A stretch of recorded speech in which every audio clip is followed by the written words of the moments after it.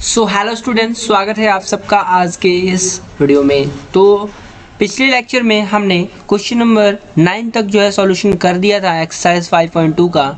इस लेक्चर में हम लोग करने वाले हैं क्वेश्चन नंबर 10 का सॉल्यूशन, 10 और 11 का सॉल्यूशन करने वाले हैं।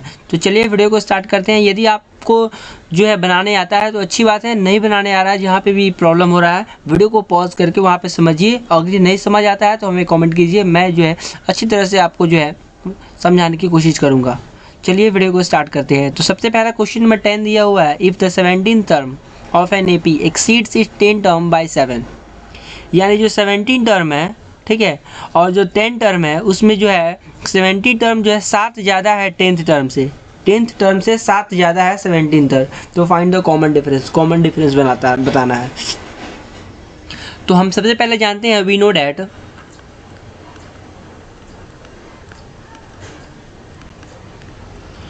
No that for AP series for AP series में क्या होता है, अगर nth टर्म जो जानते हैं, nth टर्म का फॉर्मूला क्या होता है, nth term is equal to a plus n-1 into d, यही ना होता है nth टर्म। यस, ये होता है हमारा nth टर्म। तो हमारा 17 टर्म क्या हो जाएगा, देयरफॉर 17 टर्म तो इक्वल टू हो जाएगा a plus 17-1 into D will be a plus 16d। ये हमारा इक्वेशन 1 हो गया। और हमारा जो है 10th टर्म दिया हुआ है, 10th टर्म की बात हो रही है, तो a10 is equal to a plus 9d, ऐसे लिख सकते हैं। ये हमारा इक्वेशन 2। अब देखिए 17 टर्म जो है वो 7 ज़्यादा है 10th टर्म से। Now ATQ according to question क्या हो जाएगा, क्वेश्चन के हिसाब से जो है हमारा जो क्या बोल रहे हैं हम, हाँ, हमारा जो 17 टर्म है यानी 17 टर्म है वो 10th टर्म से 7 ज़्यादा है। यानी अगर हम 17 टर्म को और हमारा 10वां टर्म को अगर घटाते हैं तो 7 का डिफरेंस आ रहा है। या फिर ये भी आप देख लीजिए कि a जो है 17th is equal to a क्या हो जाएगा, a10 प्लस 7। ये भी आप ऐसे भी लिख सकते हैं ना, लेकिन हम ऐसे इसलिए नहीं लिखे हैं क्योंकि यहाँ पे दिया हुआ है कि 10 जो है 7 जो है अंतर है, यानी 17वां टर्म जो है वो क्या है, 10वां टर्म से 7 जो है ज़्यादा है। तो ऐसे हम लिख सकते हैं कि जो हमारा 17वां टर्म और 10वां टर्म का अंतर 7 है, लिख सकते हैं ना। तो यही हम जो है इक्वेशन में ऐसे लिख दिए हैं, ठीक है। चलिए, तो हमारा जो बताइए आप लोग ही कि 17वां टर्म क्या है, 17 टर्म हो जाएगा a प्लस 16d माइनस हमारा 10वां टर्म क्या है, a माइनस 9d, ऐसे लिख सकते हैं 7। तो ये कैंसिल हो गया और 16 माइनस 9 क्या हो जाएगा, 7d हो गया, इक्वल टू 7 हो गया, therefore d is equal to 1। तो हम लिख सकते हैं therefore the common difference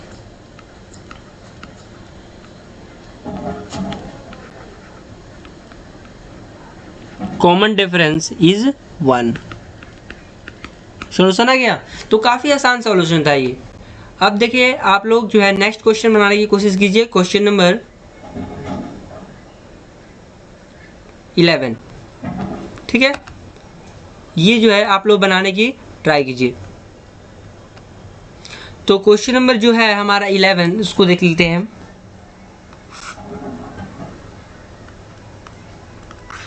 question 11 है, which term of an AP will be 132 more than its 54 term. तो 54 जो टर्म है उससे 132 ज़्यादा है, वो कौन सा टर्म होगा, तो हम सबसे पहले गिवन AP लिखते हैं।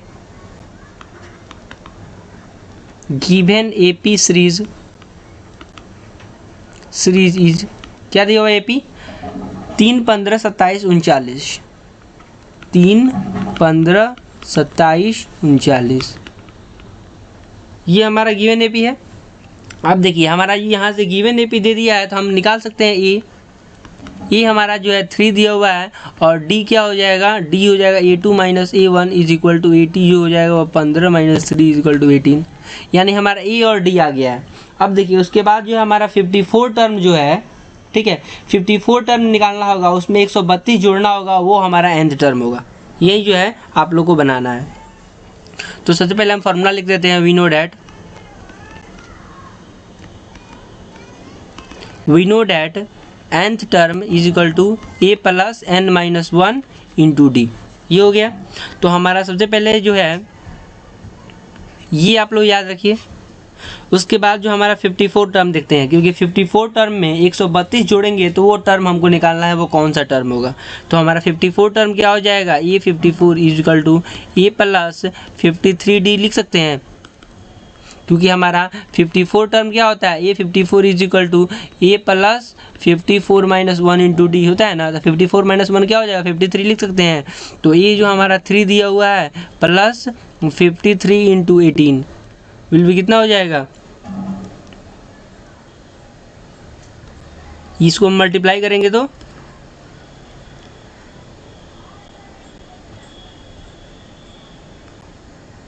15 माइनस 3 12। ओ सॉरी, यहाँ पे जो है मिस्टेक हो गया है, ये 12 ही होगा। ठीक है, ये 12 होगा तो 12 ये होगा। 15 माइनस 3 जो होगा 12 होगा और इंटू 12 किया जाएगा तो कितना हो जाएगा, इसको हम मल्टीप्लाई करेंगे तो 12 3 36, 12 5 60, 63 यही हो गया, इज इक्वल टू 369 639।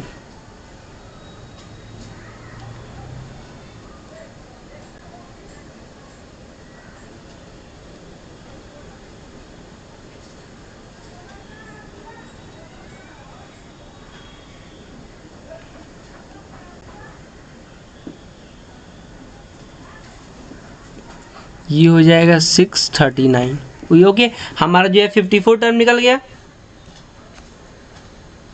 ठीक है, अब हम लोग आगे देखते हैं। लोग जब 54 टर्म निकल गया तो 54 टर्म में जो आ जाएगा, हमको यहाँ पे जोड़ना है 132 और 132 जोड़ेंगे तो हमारा टर्म निकल जाएगा। तो इसमें जो हो जाएगा नाउ हमें ये लिख सकते हैं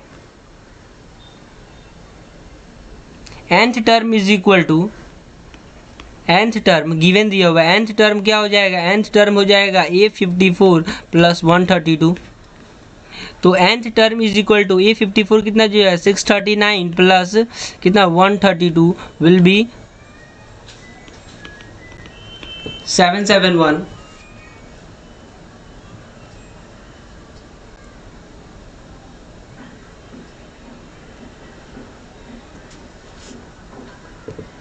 तो nth टर्म क्या लिख सकता है, a plus n minus 1 into d is equal to 771 हो गया। तो a हमारा कितना दिया हुआ है, a हमारा जो दिया हुआ है वो ऊपर 3 plus n minus 1 into 12 is equal to 771। n minus 1 into 12 is equal to, ये माइनस में हो जाएगा तो कितना हो जाएगा 768 और n minus 1 is equal to 768 divide by 12, इसको कटेगा तो कितना हो जाएगा 12 छक 72, 12 चौका 48 और 64 हो जाएगा। तो हमारा n therefore n is equal to 64 plus 1 is equal to 65, यानी हमारा 65 टर्म आ गया। तो 65 देयरफॉर हमारा 65वां टर्म जो है, therefore 65 term was 132 more than 54 terms. आ गया हमारा आंसर। हमारा जो है आंसर हो जाएगा 65वां टर्म, यानी 65वां जो टर्म है 65 जो टर्म है वो कितना है 132 ज़्यादा है 54 टर्म से। आंसर आ गया। तो ऐसे ही सॉल्यूशन करना था। उम्मीद करता हूँ ये आपको सॉल्यूशन समझ आया हो। नेक्स्ट लेक्चर में हम क्वेश्चन नंबर 12 एंड 13 देखेंगे लोग।